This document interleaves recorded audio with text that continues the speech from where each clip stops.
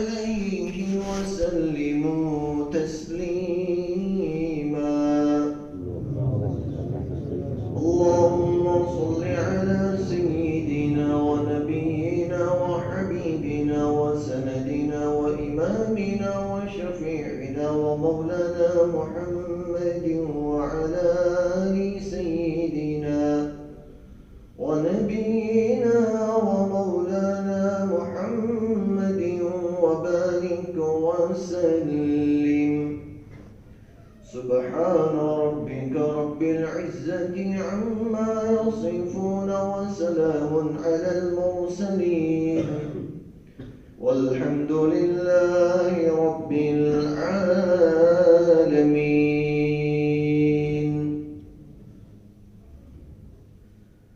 معزز و مکرم علماء کرام، بزرگوں اور عزیز نوجوان بھائیوں، بہترین، عمدہ اور پاکیزہ معاشرے اور سماج کی تشکیل کے لیے جو چیز سب سے زیادہ ضروری ہے کہ اپنی اولاد کی، جو آج کے چھوٹے بچے کل کے سماج کے لیے ایک بیج ہے، کھیت میں ڈالے جانے سے پہلے ایک بیج ہوتا ہے، لیکن ہر ایک آدمی جانتا ہے کہ یہ صرف بیج نہیں ہے، یہ کل کا بڑا درخت ہے. آم کی ایک گٹلی نہیں ہوتی، یہ کل کا ایک تناور اور قداور درخت ہوتا ہے. ایسے ہی یہ ہمارے چھوٹے چھوٹے بچے اور ہماری اولادیں یہ سماج کے لیے ایک بیج ہے. ایک قبیلہ ان میں چھپا ہوا ہے، ایک کٹمب ان میں چھپا ہوا ہے، ایک خاندان ان میں چھپا ہوا ہے. تو انہی کی تشکیل پر جیسے آدمی زمین میں بیج ڈالنے کے بعد اس کی کتنی دیکھ بھال کرتا ہے، رات دن اس کے پیچھے ٹھکتا ہے. آج کل کے جواتا نتھی، اور سب کھیتر میں اتلو کام چھے کہ راتیں آؤ پلنگ پر پرونے ہوئی جو، اس لیے نہیں دکھتا. وہ تھکتا ہے کیونکہ جانتا ہے کہ میں نے جو بیج کھیت میں ڈالا ہے اس کی حفاظت کے لیے مجھے تھکنا ضروری ہے. ایسے ہی یہ جو خوشنما اور خوشگوار سماج اور معاشرے کے لیے جو بیج ہے اولادیں، ان کی تربیت میں اپنے آپ کو ٹھکانا ضروری ہے. ان کے دین و ایمان اور ان کے عمل کی حفاظت کے لیے اپنے آپ کو ٹھکانا ضروری ہے. سرور کائنات رحمت للعالمین خلاصۃ الموجودات حضرت محمد مصطفیٰ احمد مجتبیٰ صلی اللہ تعالی علیہ وسلم نے حقیقی اور سگی اولاد سے بھی زیادہ اس امت کو لاد اور پیار کر کے سنبھالا ہے اور اس امت کی تربیت فرمائی ہے. ہر اس طریق سے آپ کو روکا، ہر اس طریق سے، ہر اس راستے سے، ہر اس رسم سے، ہر اس رواج سے اپنی امت کو روکا جس رواج، جس رسم، جس طریق، جس عمل کے ذریعے یہ امت دین و ایمان سے ہٹتی ہو، یہ امت عمل اور سنت سے ہٹتی ہو اور دوسروں کے عمل اور دوسروں کے طریق، دوسروں کی رسومات اور دوسروں کے رواجات کی پابند بنتی ہو. سرکار علیہ السلام نے اپنی امت کو ہر اس طریق سے روکا. یہ اس بات کی دلیل ہے کہ اپنے سماج اور اپنے معاشرے کی دین و ایمان کی حفاظت کے لیے اپنی اولاد کو عمل اور سنت کے اوپر باقی رکھنے کے لیے ان کی طریق نبوی کے مطابق تربیت کرنا بہت ضروری ہے. اسی عنوان پر مستقل کئی جمعوں سے ہم بیانات سنتے چلے آ رہے ہیں، مختلف قصوں کی شکل میں، مختلف فضائل کی شکل میں، احادیث اور قرآن الکریم کی آیات کی تفسیر اور اس کی تشریح کی شکل میں، ہمارے اکابرین کی زندگیوں کی شکل میں ہمارے اکابرین کے ملفوظات کی شکل میں. ہم اسی لیے یہ بہت ضروری چیز ہے ہمارے سماج اور ہمارے معاشرے کی ہمیشہ کے لیے دین و ایمان پر بقا اور اس کی حفاظت کے لیے کہ آج کی اس نسل کی حفاظت کی جائے. ہر اس طریق سے جس طریق کے ذریعے ان کے دین و ایمان کو خطرہ لاحق ہوتا ہو. حضرت عمر بن خطاب جیسے صحابی، میں آپ کو حضرت عمر کے علم کی ایک مثال دوں. سرکار مدینہ صلی اللہ تعالی علیہ وسلم نے ایک مرتبہ خواب دیکھا. نبیوں کا خواب سچ ہی ہوتا ہے، اس میں کوئی شک نہیں ہوتا. اللہ کی طرف سے ایک نور اترا دودھ کی شکل کا. میں نے اسے پیا. میں اتنا پیا کہ یہ میرے ناخن کے پوروں سے سفیدی دودھ کی نورانیت کی شکل میں ظاہر ہونے لگی. میرے نیچے ابو بکر کھڑے تھے. جب میں سیراب ہو چکا یہ ابو بکر پر گیا. ابو بکر نے اتنا پیا کہ اس کے اثرات ان کے ناخن کے پوروں سے ظاہر ہونے لگے. ان کے نیچے عمر کھڑے تھے. عمر نے اتنا پیا کہ ان کے بھی ناخنوں سے اس کے اثرات اور دودھ کی سفیدی ظاہر ہونے لگی. سرکار مدینہ صلی اللہ تعالی علیہ وسلم نے یہ خواب بیان فرما کر اس کی تفسیر اور اس کی تعبیر بتائی کہ وہ جو دودھ کی شکل میں ایک نورانی شکل میں اللہ کی طرف سے سب سے پہلے مجھ پر جو اتارا گیا، یہ اللہ کی طرف سے اتارا جانے والا نور ایمانی اور دینی علم ہے، جسے سب سے پہلے سب سے زیادہ میں سیراب ہوا. میرے بعد ابو بکر ہوئے اور تیسرے نمبر پر عمر ہوئے. معلوم ہوا اس امت کے افراد میں سب سے زیادہ جسے علم دیا گیا، سرکار کا تو کوئی مقابلہ ہی نہیں ہے. آپ کو تو جو علم دیا گیا ہے، عبداللہ ابن مسعود فرماتے ہیں حضرت نبی کریم صلی اللہ تعالی علیہ وسلم کو جو علم ملا ہے، اولین کا بھی علم ہے، آخرین کا بھی علم ہے. حضرت آدم علیہ السلام سے لے کر آپ تلک کا علم بھی آپ کو ملا اور آپ سے لے کر قیامت تلک کا علم بھی آپ کو ملا. آپ کا تو کوئی مقابلہ ہے ہی نہیں. لیکن اس کے بعد سب سے زیادہ جس نے نور نبوت سے اور علم نبوی سے حصہ حاصل کیا وہ ابو بکر اور تیسرے نمبر پر عمر بن خطاب ہے. اتنے جلیل القدر صحابی کسی موقع کے اوپر تورات ہاتھ میں لیے تھے. سرکار مدینہ علیہ السلام نے جیسے ہی اس چیز کو دیکھا تو چہرے انور غصے سے سرخ ہو گیا. آپ کے چہرے انور کا رنگ تبدیل ہو گیا اور آپ کی ناراضگی کے اثرات آپ کی آنکھوں اور آپ کے چہرے سے ظاہر ہونے لگے. پھر سرکار مدینہ صلی اللہ تعالی علیہ وسلم نے آپ سے پوچھے جانے پر اس بات کا خلاصہ فرمایا، ناراضگی کی وجہ یہ ہے کہ تمہارے ہاتھ میں میری حاضری میں یہ یہودیوں کی کتاب ہو. یہ پسند نہیں ہے. آپ نے تربیت فرمائی اپنی امت کی ہر اس طریق سے جو طریق نبوت سے ہٹ کر دوسروں کے طریق کی تعلیم دیتا ہو.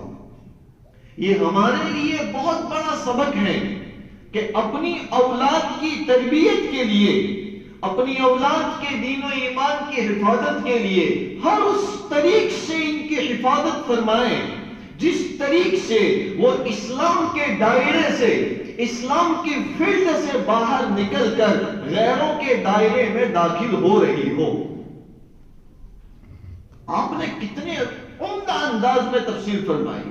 آپ نے فرمایا کہ اگر تمہارے کسی عمل کی وجہ سے، تمہارے کسی کام کرنے کی وجہ سے کسی غیر کی جماعت میں زیادتی ہو جائے، وہ کرنے والے دو تھے، اب وہ تو غیر تھے، ان کے مذہب، ان کے دھرم کے مطابق ان کے لیے وہ چیزیں کرنی تھی، ان کے لیے وہ تیوہار کرنے تھے، وہ کرنے والے 5-25 تھے، لیکن تم نے بھی ان کا عمل کیا۔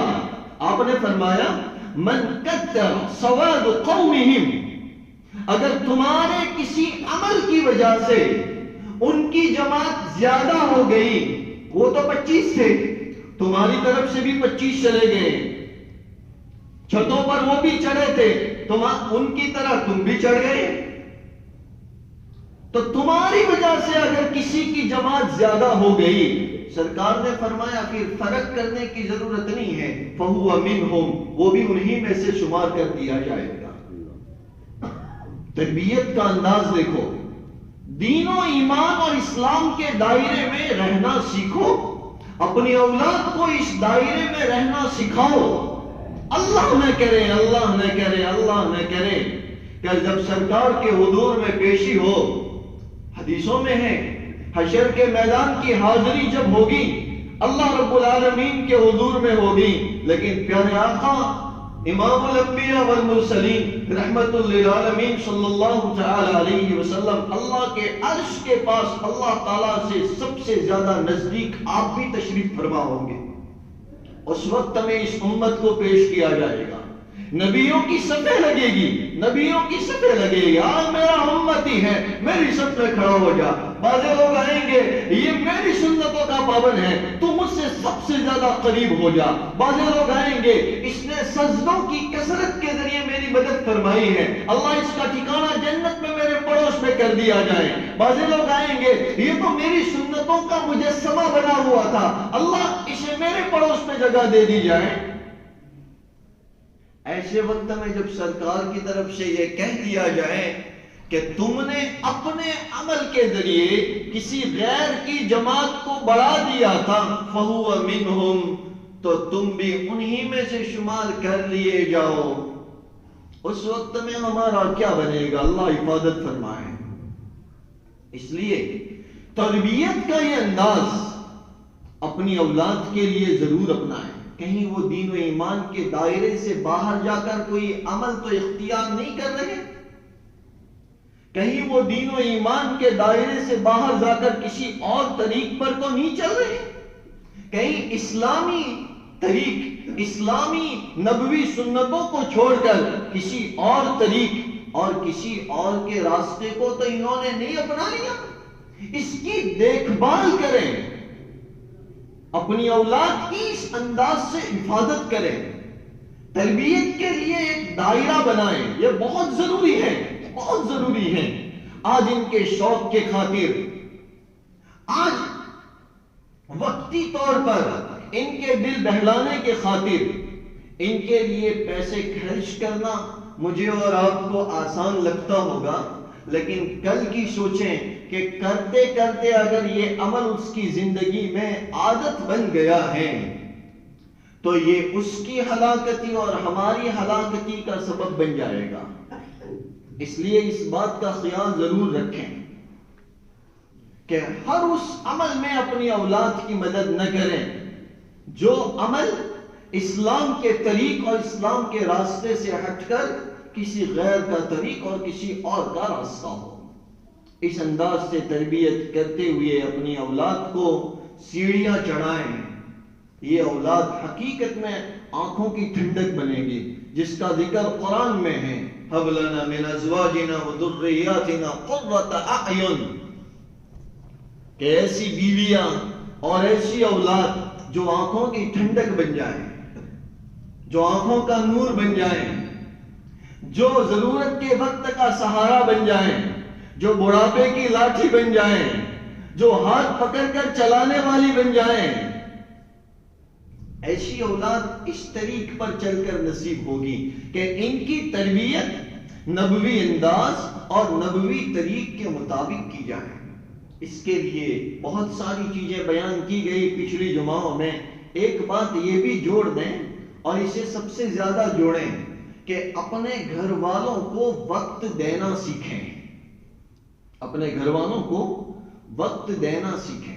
ایک بچہ اسکول جاتا ہے، ہمارے یہاں اسکول کے اوقات مختلف ہوتے ہیں، ہماری جو پرائمری اسکولیں ہوتی ہیں یہ تقریباً 10:30 سے لے کر 5 بجے تک کی ہوتی ہیں، اور جو پرائیویٹ سکولیں ہوتی ہیں ان کے اوقات مختلف ہوتے ہیں، کبھی جو ہے 11 بجے سے لے کر شام 6 بجے تک کے ہوتے ہیں، اور کبھی کبھی کسی پرائیویٹ سکول کے صبح سے لے کر 1-1:30 بجے تک کے ہوتے ہیں۔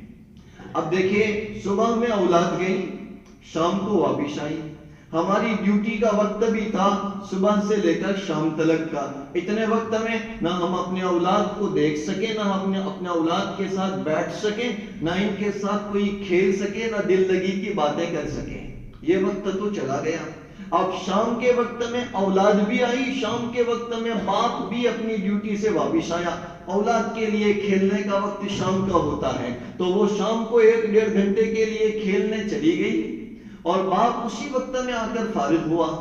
تو اس وقت میں بھی دونوں کے درمیان میں کوئی بیٹھک نہیں ہوئی، کوئی مجلس نہیں ہوئی۔ پھر رات کا کھانا، رات کے کھانے میں عام متن اب یہ ماحول بنتا جا رہا ہے، جس ماحول نے بڑا بگاڑ پیدا کیا ہے کہ دسترخوان پر بھی گھر والے ایک ساتھ جمع نہیں ہو رہے ہیں۔ دسترخوان پر بھی سرکار مدینہ علیہ السلام قربان جائے، میں کبھی کبھی اپنے ساتھیوں کے ساتھ ہوتا ہوں، یا کبھی کبھی اپنے بستی میں بھی جاتا ہوں، یا کبھی کوئی ایسا موقع آتا ہے تو انہیں کہتا ہوں کہ سرکار کی زندگی پڑھو، آپ نے تو کتنی بہترین تعلیم دی ہے، کسی موقع پر ہمیں یتیم چھوڑا ہی نہیں۔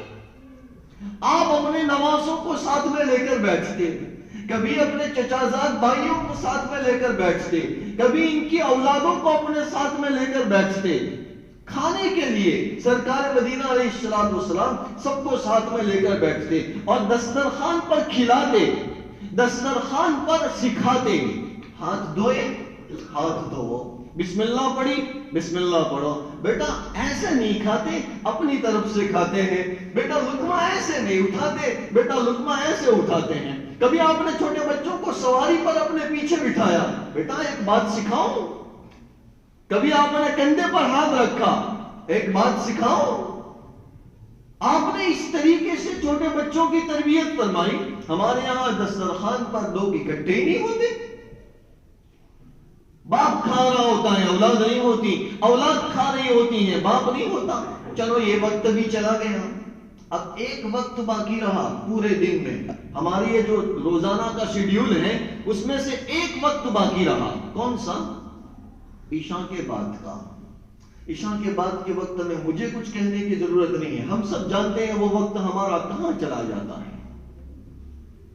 اپنی اولاد اور اپنے گھر والوں کی تربیت کے لیے میں آپ کو UK کا ایک قصہ سناؤں۔ UK کا ماحول آزادانہ ماحول ہوتا ہے، اللہ نے وہاں پر بھی آزادانہ ماحول میں بھی دین ایمان اور اسلام کی حفاظت فرمائی ہے، لیکن کبھی کبھی یہ ماحول کتنی بڑی نقصان، کتنی بڑی ہلاکتی کا اور نقصان کا ذریعہ بن جاتا ہے۔ سنو،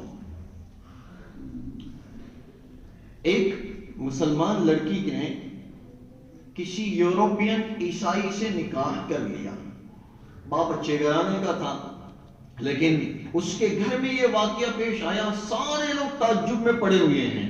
مسلمان گھرانہ، باپ ایسا، اور اس کی بیٹی نے کسی یورپین عیسائی سے نکاح کر لیا۔ یہ میں وہ واقعہ بتا رہا ہوں نا، کسی کا سنا سنایا واقعہ نہیں ہے، اس آدمی نے مجھے سنایا جو اس بستی میں اسی جگہ پر رہتا ہے، اور اس نے اپنی آنکھوں سے اس قصے کو دیکھا ہے، اس نے مجھے سنایا۔ اب نکاح ہوا، لوگوں کو فکر پیدا ہو گئی کہ مسلمان کا نکاح اس سے ہو گیا۔ لوگ گئے جمع ہو کر، اکٹھے ہو کر، لڑکی کو ایک طرف بٹھایا اور ایمان کے فضائل بتائے، بیٹا ہم مومن ہیں، ایمان والے ایسے ہوتے ہیں، ایسے ہوتے ہیں، ان کے اعمال ایسے۔ بچی نے ساری باتیں بالکل سکون کے ساتھ سنی۔ جب ان بات کرنے والوں کی بات ختم ہو گئی تو اب لڑکی پیچھے سے کہہ رہی ہے، آپ کی بات میں نے سنی، جو ابھی آپ مجھے سمجھا رہے ہو، یہ میرا باپ تمہارے بازو میں بیٹھا ہے، ان سے پوچھو کبھی اس نے مجھ سے ایمان کے فضائل بتائے؟ کبھی میرے باپ نے میرے پاس بیٹھ کر کبھی مجھے اسلام سکھایا؟ یہ بیٹی کہہ رہی ہے باپ کے سامنے۔ بتائیے کس منہ لے کر وہاں سے واپس آئیں؟ اپنی اولاد اور اپنے گھر والوں کی تربیت کے لیے انہیں وقت دینا سیکھو۔ ایک وقت بچا تھا، ایک وقت بچا تھا، ہم یہ سرکار مدینہ علیہ السلام کی سیرت پر صبح میں فجر کی دعا سے پہلے ایک کتاب پڑھ رہے ہیں. اس کتاب میں یہی ہے سرکار کی پوری زندگی، آپ نے کیا پہنا، کیا کھایا، کیسے رہے، کیسے بولے، کیسے سوئے، کیسے اٹھے، کہاں گئے، کس طریقے سے چلے، بازار میں کیسے چلے، باہر کیسے چلے، انفرادی طور پر کیسے رہے، آپ نے گھر والوں کے ساتھ کیا سلوک کیا، کس طریقے سے رہے. اس میں ایک بات آئے گی آگے چل کر. پیارے آقا علیہ السلام اپنی ازواج کے پاس بیٹھتے، کبھی معائشہ کے پاس بیٹھتے، کبھی ساری ازواج کو جمع کرتے اور ازواج سے کوئی بات سنتے. تم نے مجھے ایک قصہ سنایا، میں بھی تمہیں ایک قصہ سناتا ہوں. اور سرکار ان کو قصے سناتے پچھلے زمانے کے. کبھی بیویوں کی طرف سے اپنی محبت کی کوئی بات سنتے، کہتی ہے نا منے آپ پسند چھے، منے آپ پسند چھے، تو سرکار بھی فرماتے ہیں مجھے یہ پسند ہے، مجھے یہ پسند ہے، مجھے یہ محبوب ہے، مجھے یہ محبوب ہے. اپنے گھر والوں کو وقت دینا سیکھیں. اس کے ذریعے گھر کے ماحول سے واقفیت حاصل ہوگی.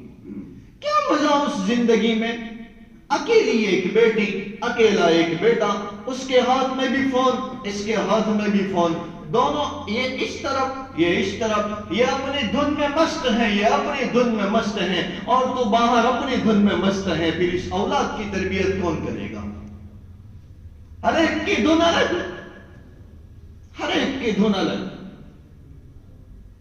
نہ ان کے پاس وقت ہے تم سے بات کرنے کا، نہ تمہارے پاس وقت ہے ان سے بات کرنے کا.